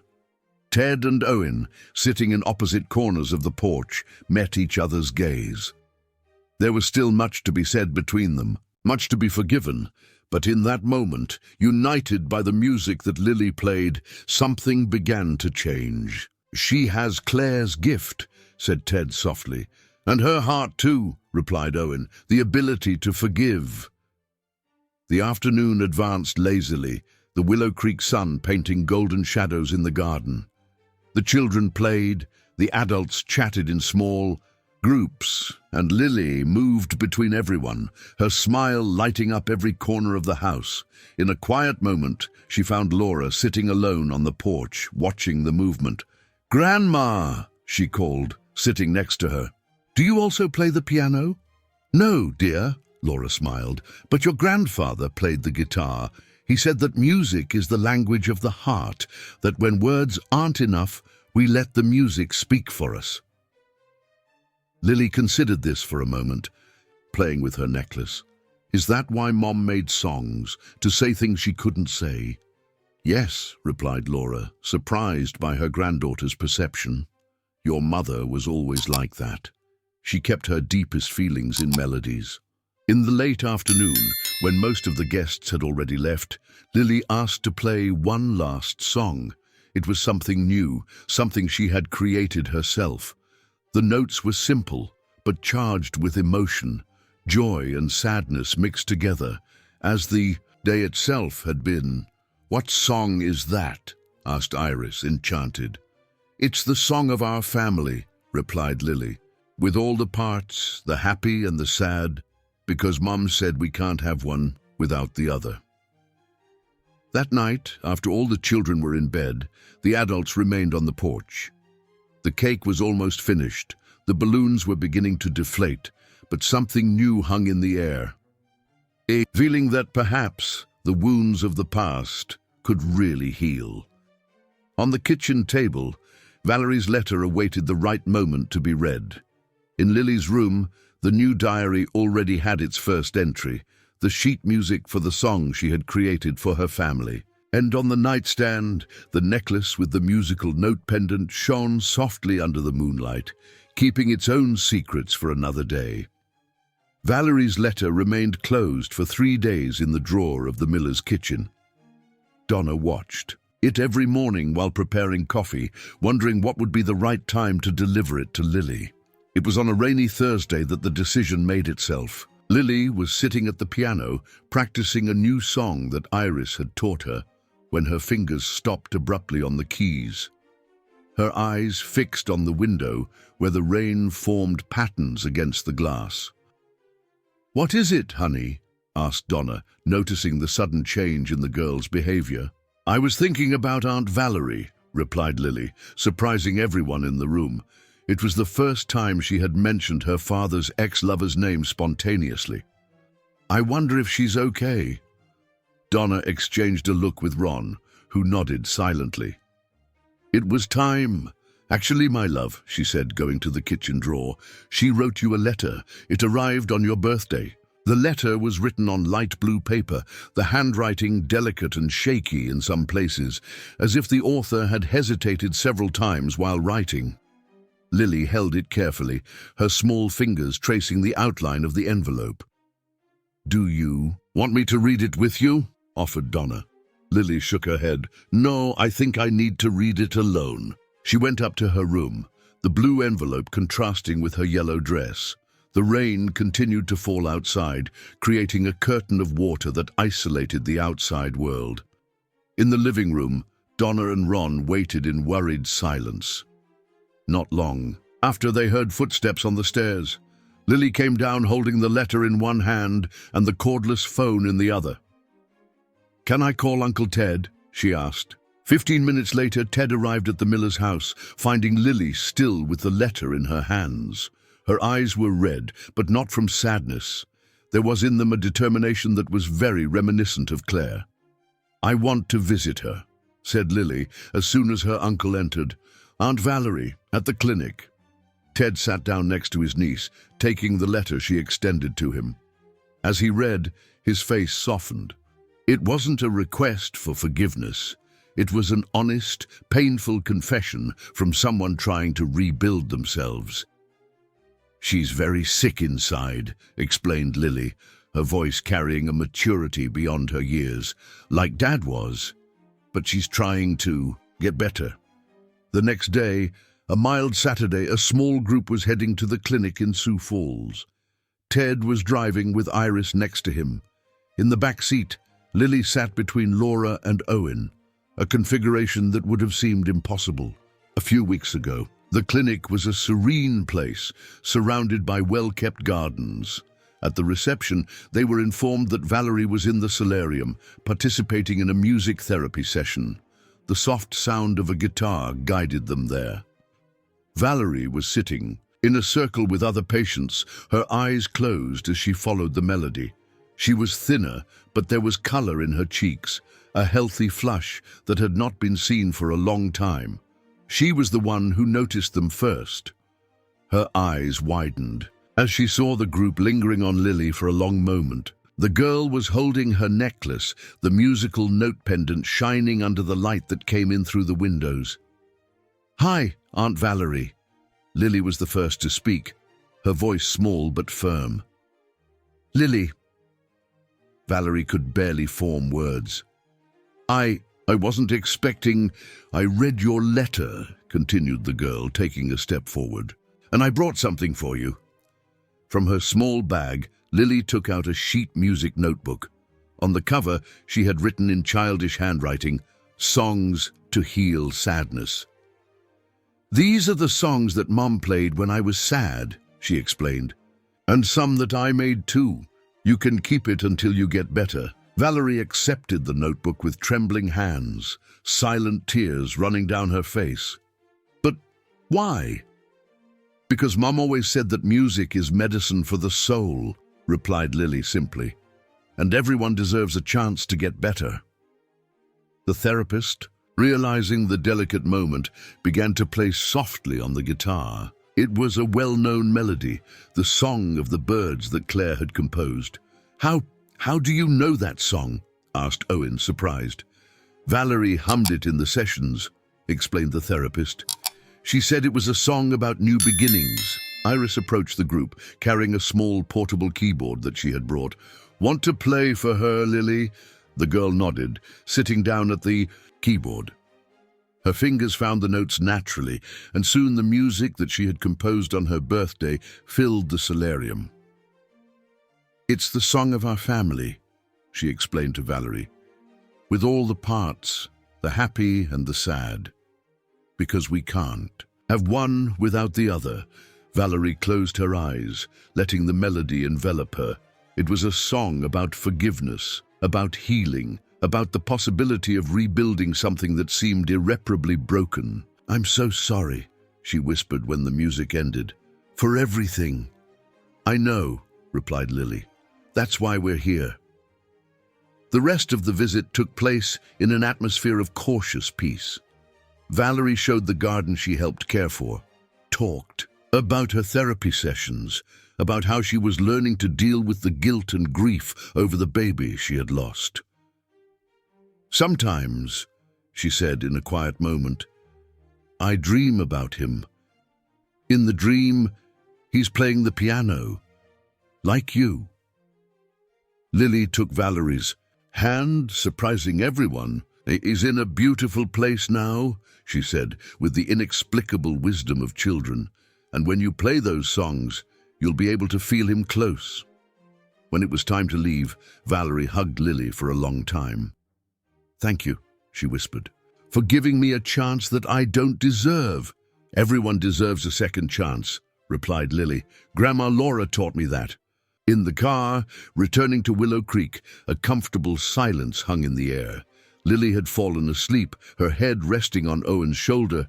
The necklace with the musical note pendant shone softly, as if it were keeping one more secret, one more story of forgiveness and new beginnings. "She's amazing," commented Iris softly.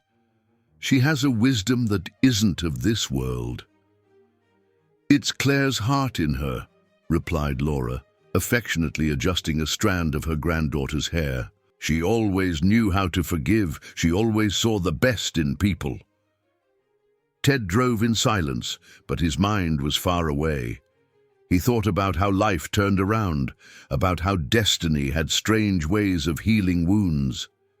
3 months ago, his biggest concern was saving the construction company's reputation. Now, watching his family gathered in the rearview mirror, broken, imperfect, but united, he realized that some things needed to break in order to be rebuilt stronger. In her sleep, Lily smiled slightly. Perhaps she dreamed of music, of birds after the rain, of a boy playing the piano in some distant place. Or perhaps she just felt, even in her dreams, that she was finally home, not only in the Miller's house, but in the heart of this family that little by little was learning to play its own song of healing. Autumn came to Willow Creek, painting the trees in shades of red and gold. At the Miller's house, the mornings began cooler, and Donna now served hot chocolate at breakfast. On that specific Monday, there was a different excitement in the air. It was Lily's first day at her new school. "Are you sure you want to go?" asked Ron for the 3rd time, helping the girl adjust the pink backpack on her small shoulders. "You can wait a little longer if you don't feel ready," Lily smiled, that smile that was so much like Claire's. "I'm ready, Grandpa Ron. Grandma Laura said that Mom studied at this school too." It was true. St. Mary's School was a traditional school in Willow Creek, where generations of Morrisons had studied. It had been Laura's idea to enroll Lily there, a way to reconnect her granddaughter with her roots. Iris was waiting in the car to take Lily to school. Since she had returned to teaching piano lessons at the conservatory, she had adjusted her schedule to be able to take her niece every morning. It was her special moment with Lily when they talked about music, about memories, about dreams. "I brought a surprise," said Iris when Lily got into the car. It was a small musical note brooch, like the one Claire used to wear on her school uniform. "I found it in an old box. It was your mother's." Lily's eyes lit up as she pinned the brooch on the collar of her white blouse. Along with the necklace, it was like having a piece of her mother, always with her. At the school, teacher Sarah Johnson, 35, had already been informed about the special story of her new student. She greeted Lily, with a welcoming smile, noticing immediately how the girl headed to the piano in the corner of the room. "Do you play?" asked Sarah, charmed by the little girl's interest. "Yes," replied Lily. "Aunt Iris is teaching me, and sometimes, when I close my eyes, I remember the songs that Mom played." The morning passed quietly. Lily adapted well to the classroom routine, befriended two girls who sat nearby, Julia and Caroline, and impressed everyone during music class when the teacher asked for volunteers to play something. During recess, sitting on a bench in the yard with her new friends, Lily told about her family. She hid nothing. She talked about living with the Millers, about having found her father, about the visits to Valerie at the clinic. There was a disarming honesty in the way she told the story, without bitterness or resentment. "And you don't get sad?" asked Julia, sharing her lunch with Lily. "Sometimes," replied Lily, playing with her necklace. "But Grandma Laura says that sadness is like rain. It needs to fall for the flowers to grow afterwards." At the school gate, a surprise awaited Lily. In addition to Iris, Owen was there, standing shyly next to the car. He was more tidy than usual, wearing a clean dress shirt and his hair combed. "Dad!" Lily ran to hug him, not caring about the curious looks of the other parents and students. "I thought we'd take you for ice cream," he said, his voice still carrying an insecurity, as if he didn't fully believe that he deserved these moments. "To celebrate your first day." On the way to the ice cream parlor, Lily talked animatedly about her day, about her new friends, about the piano in the music room. Owen and Iris exchanged glances in the rearview mirror.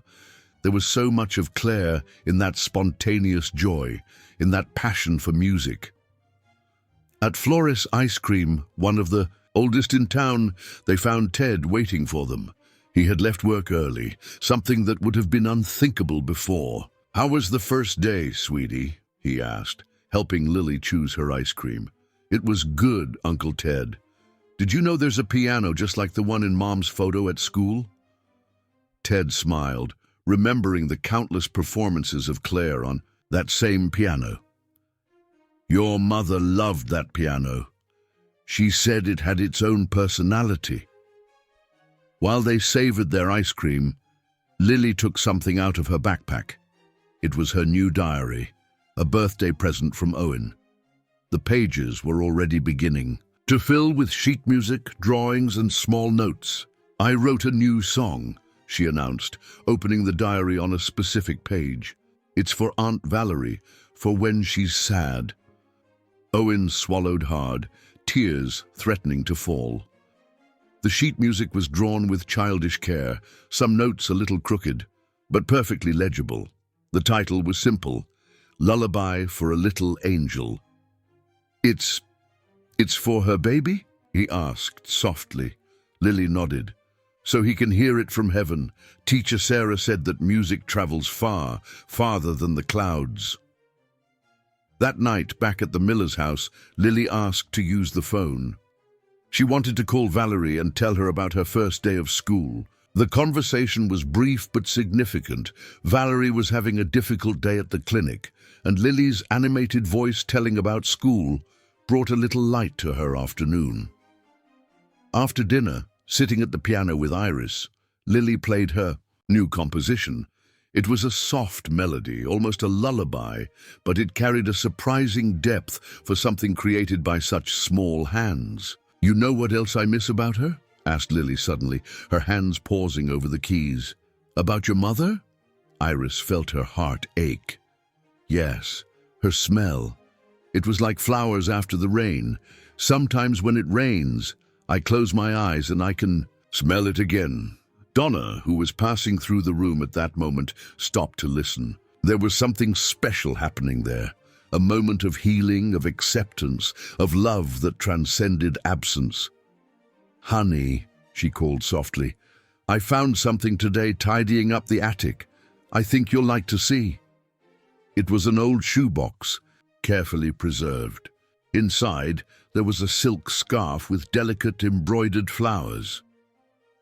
"It was with you when we found you in the river," explained Donna. "It was so wet and damaged that it took us a long time to restore it. We never found the right moment to give it back." Lily took the scarf with reverence, bringing it to her face, her eyes filled with tears. "It's her smell," she whispered. "It's exactly her smell."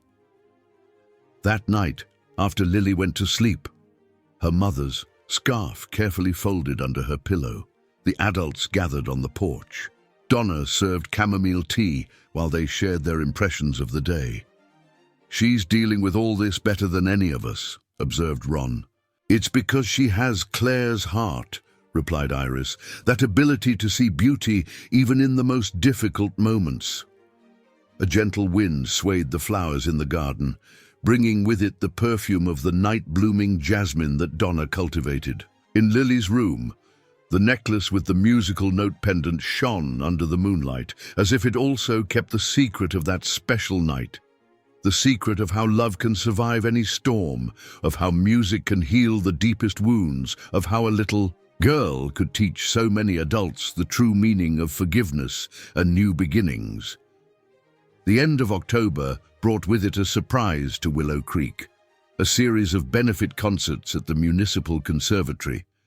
Iris, who had resumed not only her lessons but also her performances, would be one of the main pianists.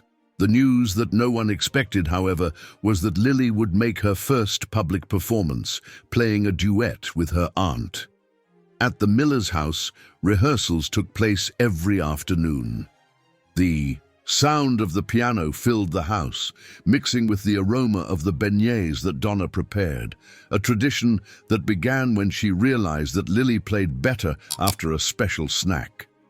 "I'm not nervous," insisted Lily, even when her small fingers occasionally slipped on the keys. "I just keep thinking if Mum will be able to see me from somewhere." Iris hugged her niece, feeling the familiar tightness in her chest that always came when Lily spoke of Claire. "She'll see, honey, and she'll be very proud." The news of the performance spread quickly. Valerie, who was progressing well in her treatment, received special permission to attend the concert. Owen, who continued sober and regularly attended his support meetings, bought a new suit for the occasion. On the morning of the concert, Laura arrived early at the Miller's house, carrying an old blue velvet box. "It was your mother's," she said, opening the box to reveal a delicate white dress with lace details. "She wore it in her first performance, when she was exactly your age." Lily touched the fabric with reverence, her eyes shining with contained tears. The dress seemed to have been made for her, as if it had waited all these years for this moment. While Donna and Laura helped Lily get dressed, Ron received an unexpected visit. It was Albert Sutton, Valerie's father, now a frail man in a wheelchair, accompanied by his nurse. "I know I have no right," he said, his voice weak but determined, "but I would like to give something to the girl, something I've kept for too long and that now needs to go back to her." Ron hesitated, but something in the elderly man's gaze made him call Ted, who was helping to organize the last details of the performance. Albert withdrew a yellowed envelope from his briefcase. "On the day of the accident," he explained, "Claire came to me. She knew everything, about the embezzlement, about my participation, about how I had used my own daughter in our plan. But instead of reporting me, she handed me this." Inside the envelope was a letter and an old sheet music, written by hand. The handwriting was unmistakably Claire's. "She said it was a song about forgiveness," continued Albert, tears running down his wrinkled face, "about how sometimes we need to break completely so we can rebuild ourselves.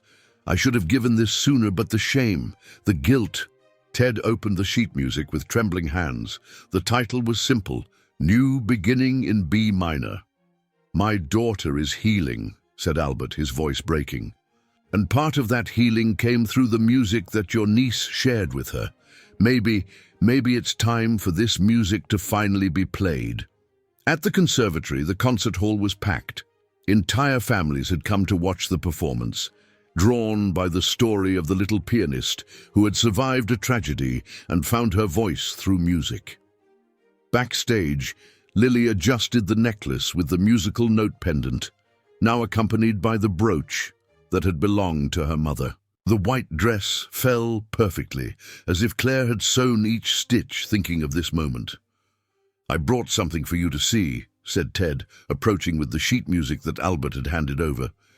"It was your mother's. She wrote it shortly. Before the accident." Lily examined the notes carefully, her fingers tracing her mother's handwriting. Without saying a word, she sat down at the rehearsal piano and began to play. The melody that emerged was different from anything they had ever heard. It was as if Claire had captured in musical notes all the complexity of forgiveness, all the pain and beauty of a new beginning. "We can play this," said Lily when she finished, looking at Iris. "In the duet. It's the song that was missing." Iris agreed, unable to speak through her tears. In a few minutes, they would have to go on stage, but now they had something deeper to share, not just a performance, but a moment of collective healing. The program began with performances by other students of the conservatory. In the audience, an unlikely configuration was forming. Owen sitting next to the Millers, Valerie a few rows behind with her father in the wheelchair, Laura surrounded by old family friends who had come to offer their support. When the moment for the duet arrived, an expectant silence took over the auditorium. Iris entered first, elegant in her navy blue long dress. Then Lily appeared, a small figure in white that immediately captured all hearts. Without warning, Lily's fingers found the first notes of New Beginning in B minor. Iris, realizing the change of program, adapted instantly, her hands joining those of her niece in a perfectly synchronized dance on the keys. The music began softly, almost hesitant, like the first rays of sunshine after a storm. Little by little it grew, gaining strength and complexity. There were moments of dissonance that resolved into unexpected harmonies, as if Claire had foreseen all the path of pain and redemption that her family would travel. In the audience, Owen covered his face with his hands, silent sobs shaking his shoulders. Valerie, a few rows behind, cried, openly, her father holding her hand tightly. The Millers, that simple couple who had opened their hearts and their home to a lost girl, smiled through tears. The music reached its climax in a movement that perfectly blended pain and hope, darkness and light. The hands of Lily and Iris moved, as if they were one, creating a sonic tapestry that spoke of love, forgiveness, and new beginnings. When the last note sounded, there was a moment of absolute silence. Then, like a wave, the entire audience rose in applause. Lily and Iris hugged at the piano, their tears mixing, their hearts beating in the same rhythm as the music they had just shared. Backstage, after the performance, a small family gathering was formed. Albert Sutton, in his wheelchair, asked to speak with Lily. "Your mother," he said, his voice trembling, "was an extraordinary woman. Even knowing all of my mistakes, she chose to show me a path of forgiveness. This music, it is her true legacy." Lily, still in her white dress, took the elderly man's hand. "You're all so sick inside, aren't you? Like Aunt Valerie was?" Albert nodded, surprised by the girl's perception. "Then maybe the music can help you too," she said simply, removing a sheet from her diary. It was the sheet music for Lullaby for a Little Angel, the song she had composed for Valerie. That night, back at the Miller's house, a small celebration was organized. On the porch, illuminated by colorful lanterns, Lily played once more, now surrounded by her family. Not only those united by blood, but all those whom destiny had intertwined in her story. The necklace with the musical note pendant shone in the light of the lanterns, as if it also celebrated. In her room, Claire's white dress would be carefully stored, along with the sheet music for New Beginning in B minor, not as relics of a painful past, but as symbols of a future full of possibilities. But while everyone celebrated, no one noticed a small detail on Lily's necklace. The pendant, which had always seemed perfectly solid, now had a tiny fissure on its side, as if, after all these years, it was finally ready to reveal its last secret. On a quiet afternoon in November, Donna was doing the weekly cleaning of the house when she noticed that Lily's necklace, left on the dresser to avoid getting wet during the girl's bath, had a clasp that was slightly loose. With her habit of always fixing small things, she picked up the pendant to examine it better. It was then that she realized what seemed to be a single piece actually had a delicate opening line. It wasn't a solid pendant, but a kind of locket. "Lily," she called, waiting for the girl to finish her bath. "Come see something, honey." Lily appeared minutes later, still drying her hair with a towel. Her eyes widened when she saw Donna handling the necklace. "Did you know your pendant opens?" asked Donna gently. "It looks like a locket." The girl took the necklace, examining it with curiosity. In all these years, she had never noticed this detail. Carefully, and with Donna's help, she managed to open the small compartment. Inside, folded dozens of times, was a piece of paper. "I think we should call your Uncle Ted," said Donna, realizing the importance of the moment. "This seems to be something special." In less than an hour, the Millers' living room was full. Ted had brought Iris and Laura with him. Owen, notified by phone, arrived soon after. Ron made tea for everyone, feeling that it would be an important afternoon. You sure you want to open it now?" asked Ted softly to his niece. "It could be something very personal from your mother." Lily nodded, sitting between Donna and Laura on the couch. With careful fingers, Iris began to unfold the paper. Claire's delicate handwriting, though tiny to fit in the small space, was perfectly preserved. "My little Lily," Iris began to read. Aloud, "If you're reading this, it means you've found your way back home." Claire's letter was like one last conversation, a hug translated into words. She spoke about love, about forgiveness, about how family goes far beyond blood. She explained her choices that last night, not to justify herself, but so that Lily could understand that every decision was made with love. "When I discovered the extent of your father's involvement," the letter read, "my first instinct was to run away with you. But I realized that running away would only create more pain, more secrets. I decided to face everything, not to punish, but to give everyone a chance at redemption." Owen, sitting in the farthest corner of the room, covered his face with his hands upon hearing these words. Valerie, who had been called by Donna during the reading, remained silent near the door. "I saw you crying hidden away, Valerie," the letter continued. "I saw how you unconsciously protected your belly. You were also a victim, manipulated by circumstances beyond your control.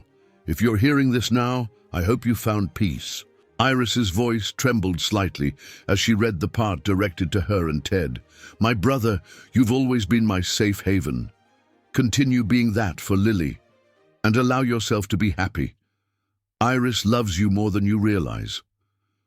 Laura wiped away silent tears when her part came. "Mum, your strength has always been my example. Now be that for Lily."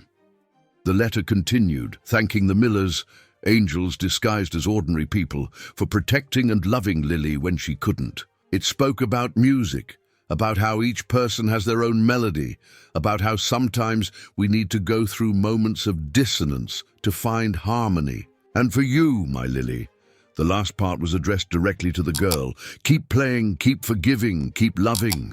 Life is like a great symphony. It has moments of pain, but it also has moments of indescribable beauty. And you, my love, are the most beautiful note I've ever managed to compose."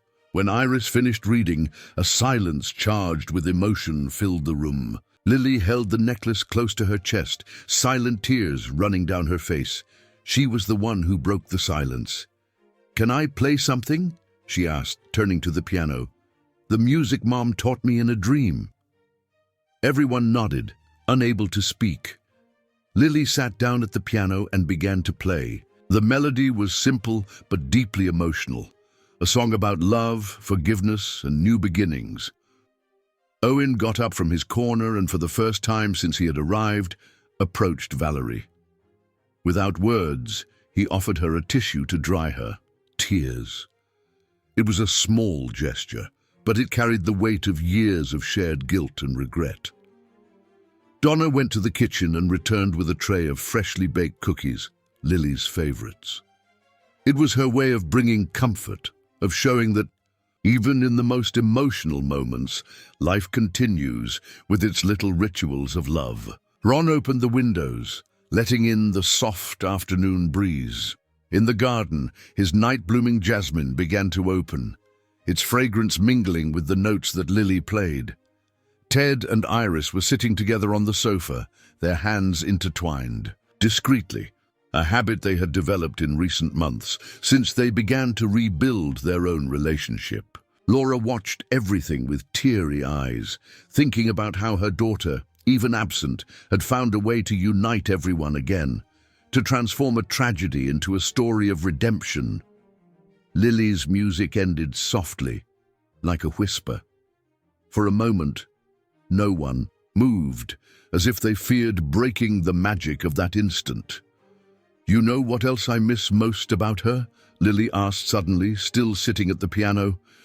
"The smell of flowers after the rain. But now, when I smell that smell in Grandma Donna's garden, it doesn't hurt so much.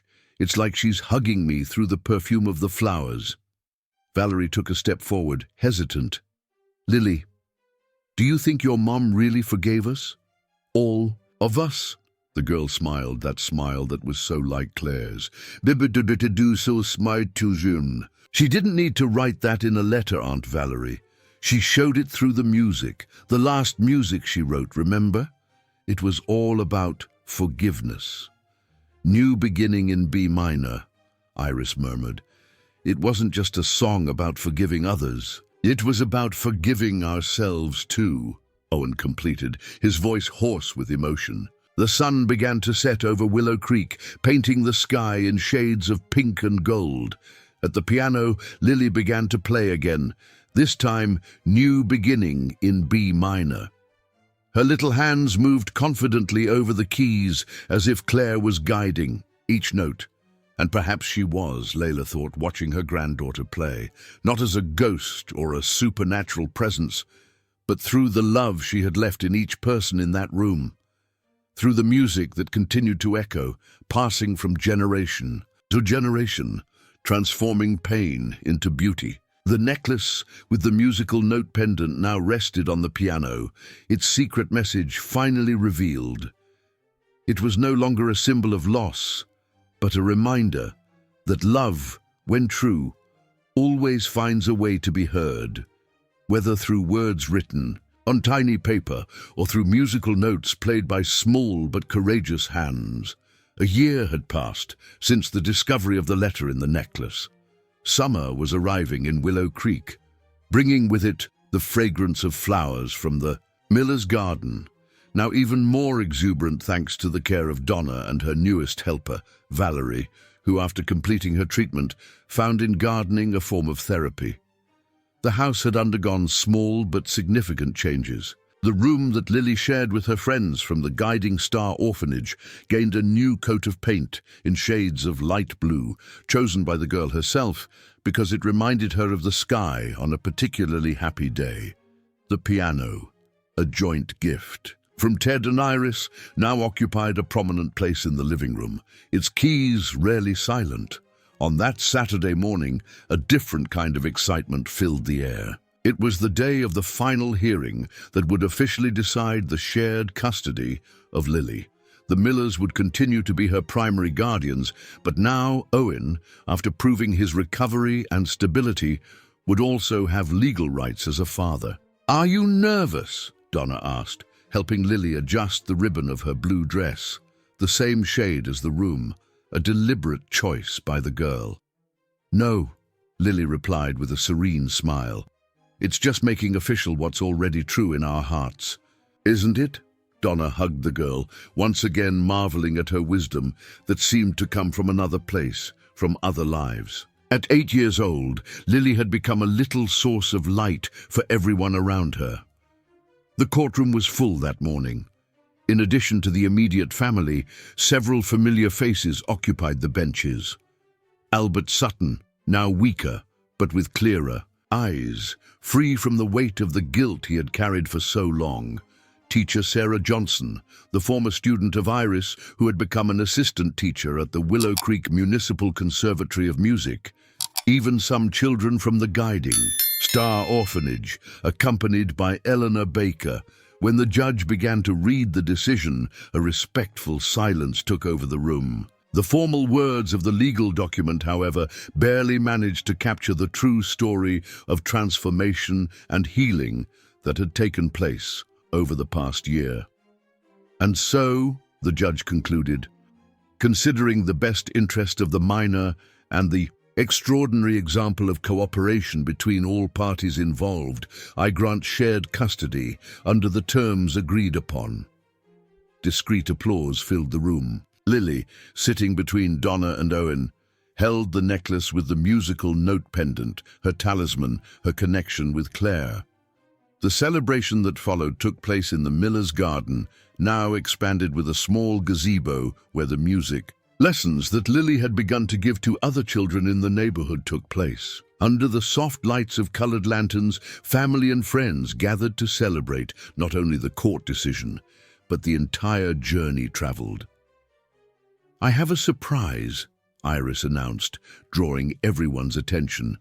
"Actually, it's a gift from several people," she signaled, and some musicians from the Willow Creek Municipal Conservatory of Music entered the garden carrying their instruments. Among them was Valerie, holding a folder of sheet music. "During this year," Iris continued, "each person here contributed a note, a musical phrase, a memory. We transformed all of this into a single piece. We call it Symphony of New Beginnings." The musicians positioned themselves, and Lily was invited to sit at the piano. The music began softly, with notes that resembled the lullaby found on the necklace. Gradually, other instruments joined in, each bringing a new element to the melody. There were excerpts that referred to Claire's new beginning in B minor, others that incorporated Lily's compositions, and still some completely new ones, representing the future that lay before them. Owen, sitting next to Laura, let the tears run freely down his face. They were no longer tears of guilt or regret, but of gratitude for this second chance that he did not deserve, but that he had received anyway. Valerie, who now divided her time between working in the Miller's Garden and music lessons for underprivileged children, smiled as she followed the sheet music. Her own contribution to the symphony was a melody about healing and rebirth, inspired by her therapy sessions. Albert Sutton, in his wheelchair, held the hand of his nurse Maria, who over the past year had become much more than a caregiver. She was a friend, a confidant, someone who helped him carry the weight of his regrets. Ron and Donna watched everything from their porch, their hearts overflowing with love for this family that fate had woven together so unexpectedly. Their garden, once a simple hobby, had transformed into a place of healing for many. Valerie was not the only one who found peace among the flowers. Ted and Iris, now officially engaged, shared knowing glances as the music filled the air. Their relationship, almost destroyed by the secrets and absences of the past, had been rebuilt on stronger foundations of honesty and understanding. The children from the Guiding Star Orphanage, especially Maria and Anna, Lily's best friends, danced to the sound of the music, their laughter mingling with the notes that floated through the night. Eleanor Baker watched them with a smile, thinking about how fate sometimes chooses mysterious paths to heal broken hearts. When the symphony came to an end, a moment of reverent silence took over the garden. It was Lily who broke it, rising from the piano with a smile that lit up the entire night. "This music," she said, her voice clear and confident, "is for all of us.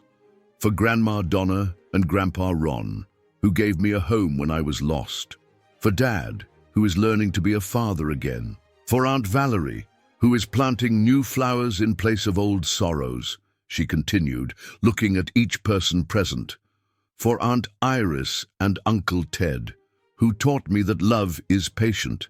For Grandma Laura, who keeps all our stories in her heart. For my friends from the orphanage, who are my sisters even without having the same blood." Her eyes sparkled with contained tears when she completed, "And especially for Mom, who taught us that music is not just what we play.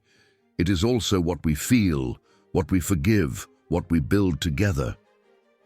At that moment, as if the sky itself wanted to participate in the celebration, a gentle breeze passed through the garden, carrying the fragrance of the night-blooming jasmine. The same fragrance that Lily always associated with Claire.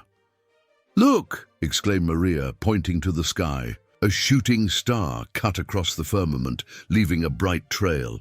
"Make a wish," whispered Donna, but Lily shook her head, smiling. "I don't need to," she replied. "I already have everything I could wish for right here." The necklace with the musical note pendant shone softly in the light of the lanterns, no longer as a safe of secrets, but as a symbol of a truth that Claire always knew, that true love transcends absence, that forgiveness is stronger than guilt, and that family is much more than blood. It is choice, it is healing, it is new beginning. In the years that followed, people would come from afar to hear the little pianist who played with her soul. They would say that her music had the power to heal broken hearts, to reconnect lost people, to transform pain into beauty. But for those who knew her story, who were part of this symphony of new beginnings, Lily was much more than a piano prodigy. She was living proof that love, when true, always finds its way back home. And on special nights, when the perfume of the night blooming, jasmine filled the air of the miller's garden, and the notes of Lily's piano danced among the stars, everyone could feel, not as a supernatural presence, but as a certainty in their hearts, that Claire was smiling, somewhere, proud of the beautiful symphony that her little family had become.